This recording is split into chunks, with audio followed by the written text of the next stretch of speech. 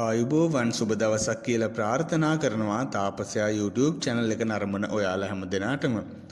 ඉතින් අපි අද කතා කරන මාතෘකාව තමයි උතුරු කුරු දිවයින. ඔයා බුදුදහම ගැඹුරින් අධ්‍යයනය කරනවා නම් බුදුදහම පිළිබඳව වැඩිදුර විස්තර හොයනවා නම් ඔයාට උතුරු කුරු දිවයින පිළිබඳව බොහෝ තොරතුරු අහන්න ලැබිලා ඇති. අපි බලමු මේ උතුරු කුරු දිවයින කියන්නේ මොකක්ද කියලා. උතුරු කුරු දිවයින පිහිටලා තියෙන්නේ මහා මේරු පර්වතයේ ආසන්නයේ කියලා තමයි බෞද්ධ පොතපතේ සඳහන් වෙන්නේ. පූජාවලිය, ආටානාට්‍ය සූත්‍රය, ලෝකාවතරණය ආදී දේශනාවල උතුරු කුරු දිවයින පිළිබඳව තොරතුරු සඳහන් වෙනවා. මහා මේරු පර්වතය කියන්නේ යොදුන් 84000ක් ඉහළටත් යොදුන් 84000ක් පහළටත් පිහිටලා තියෙන විශාල පර්වතයක් කියලා තමයි බෞද්ධ පොතපතේ සඳහන් වෙන්නේ. ඉතින් මෙන්න මේ මහා මේරු පර්වතයේ හතර ප්‍රදේශයේ විශාල මහද්වීප හතරක් පිහිටලා තියෙනවා.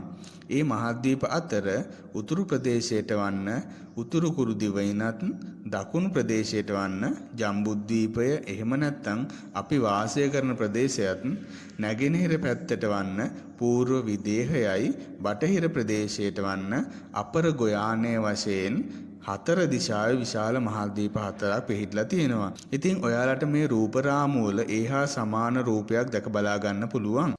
උතුරු කුරු දිවයින පිළිබඳව තොරතුරු හොයාගෙන යද්දී මෙහි විශාලත්වයේ විදිහට දක්වලා තියෙන්නේ උතුරු කුරු දිවයිනේ දිග යොදුන් 8000කුත් පළල යොදුන් 8000කුත් වශයෙන් විශාල තැනිතලා භූමි ප්‍රදේශයක් කියලා තමයි මේ තොරතුරු වල සඳහන් කරලා තියෙන්නේ. එහි ජීවත් වෙන මිනිස්සු හරි පුදුමාකාර වාසනාවන්ත පිරිසක් කියලා තමයි අපිට මේ තොරතුරු අධ්‍යයනය කරද්දී හැඟී යන්නේ. ඒකට හේතුව තමයි ඔවුන් නිරන්තරයෙන්ම පංචශීලය ආරක්ෂා කරමින් කටයුතු කරනවා. උතුරු කුරු දිවයිනේ ජීවත් වෙන මිනිස්සුන්ට ලෙඩ රෝග වලින් තොරව කටයුතු කරන්න, ලෙඩ රෝග වලින් තොරව ජීවත් වීමට අවශ්‍ය පරිසරය මේ උතුරු කුරු දිවයින හරහා ලැබිලා තියෙනවා කියලා තමයි බෞද්ධ පොත්පත්වල තවදුරටත් සඳහන් වෙන්නේ. ඒ වගේම තමයි මෙහි ජීවත් වෙන මිනිස්සුන්ගේ ආයු කාලය වසර 1000ක් කියලා තමයි මේ තොරතුරු වල අන්තර්ගත වෙලා තියෙන්නේ. අපි ජීවත් වෙන සාමාන්‍ය ලෝකයේදී නම් අපිට ජීවත් වෙන්න ආහාර හොයන්න දැඩි වෙහෙසක් ගන්න සිදු වෙනවා. හැබැයි උතුරු කුරු දිවයින කියන්නේ තමන්ගේ සිතුවිල්ලෙන් පවා ආහාර හොයාගන්න පුළුවන් තරම් ප්‍රබල වෙනත් මානයක් කියලා තමයි අපිට හැඟී යන්නේ. ඒකට හේතුව තමයි උතුරු කුරු දිවයිනේ ජීවත් වෙන කාට හරි කුසගින්නක් ආවිත මම මොනාරි කන්න ඕනේ කියලා හිතනකොටම එයා අවට විශාල ප්‍රමාණයේ රාජභෝජන පහළ වෙනවා කියලා මෙහි දක්වලා තියෙනවා.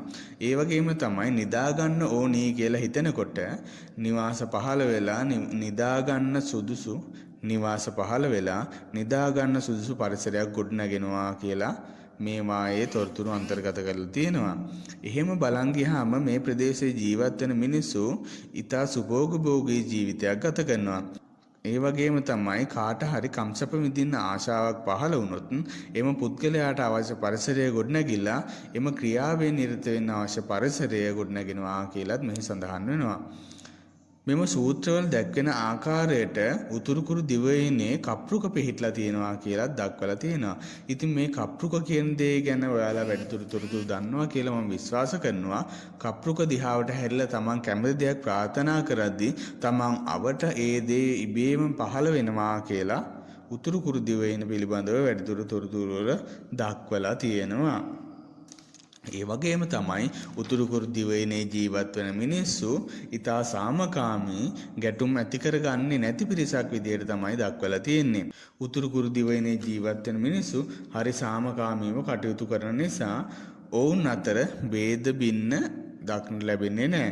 හැම දිනම තමන්ගේ අම්මා තාත්තා තමන්ගේ සහෝදර සහෝදරියන් විදිහට තමයි සලකන්නේ. ඒ වගේම තමයි උතුරු කුරු දිවයිනේ පුද්ගලයෙක් අවුරුදු 1000ක් ආයු කාලය වළඳලා මිය ගියාට පස්සේ ඔහුගේ සිරුර අරන් ගිහිල්ලා දිව්‍ය ඇඳුම් අඳ වෙලා අමු සොහනකින් තියා තියෙනවා. එහෙම තිබ්බට පස්සේ අලින් පවා අරගෙන යන්න පුළුවන් විශාල ප්‍රමාණයක ජුලිහිනියන් ඇවිල්ලා ඒ මලමිනිය අරගෙන ගිහිල්ලා හිමාලයේ කිට්ටු ප්‍රදේශයට ඇවිල්ලා එම මලමිනි අනුභව කරනවා කියලා තමයි මේ සූත්‍රවල දක්වලා තියෙන්නේ. ඉතින් මෙන්න මේ ගිජුලිහිනියන් මේ මලමිනී අරගෙන හිමාලයේ කිට්ටුවට ඇවිල්ලා තමයි ආහාර ගන්නවා කියලා කියන්නේ. ඉතින් එහෙම බලපුවාම උතුරු කුරු දිවයින කියන්නේ අපේ පෘථුවියේම පිහිල්ලා තියෙන තවත් මානයක්, එහෙම නැත්නම් අපිට නොපෙනෙන ලෝකයක් කියලා අපිට හිතා ගන්න පුළුවන්. කොහොම වුණත් මෙන්න මේ උතුරු කුරු දිවයිනට යන්න පුළුවන් ක්‍රමවේද කීපයක් තියෙනවා. පළවෙනි ක්‍රමවේදය තමයි අපේ ගෞතම බුදුරජාණන් වහන්සේ පවා උතුරු කුරු දිවයිනට වැඩම කරලා තියෙන බව. ඒ වගේම තමයි අතීතයේ වාසය කරපු සක්විති රජදරුවන් විසින් චක්‍ර රත්නය උපයෝගී කරගෙන උතුරු කුරු දිවයිනට ගමන් කරලා තියෙනවා. ඒ වගේම තමයි උතුරු කුරු දිවයිනට යන්න පුළුවන් අපි වගේ සාමාන්‍ය මිනිසුන්ට යන්න පුළුවන් එකම ක්‍රමවේදය තමයි භාවනා කරන අභිඥාලාභීන්ගේ තත්වයට පත් වුණාට පස්සේ අපිටත් උතුරු කුරු දිවයිනට ගිහිල්ලා මේ කියන්නේ ඇත්තද කියලා හොයා බලන්න හැකියාව තියෙනවා. අපි අහලා තියෙන විදිහට දිව්‍ය ලෝකවලදී පවා දෙවියන් අතර දිව්‍යාංගනාවන් හින්දා ප්‍රශ්න ඇති වෙලා තියෙනවා කියලා දක්වලා තියෙනවා. නමුත් උතුරු කුරු දිවයින තුල එවැනි තත්වයක් නොමැති නිසා උතුරු කුරු දිවයින කියන්නේ ඊටා ශාස්ත්‍රීය භූමි භාගයක් කියලා තමයි බෞද්ධ පොතපතේ සඳහන් වෙන්නේ. ඉතින් මෙන්න මේ වගේ තවත් අලුත්ම වීඩියෝ එකකින් ඔබ හමුවේ බලාපොරොත්තුෙන් අදට අපි සමුගන්නවා.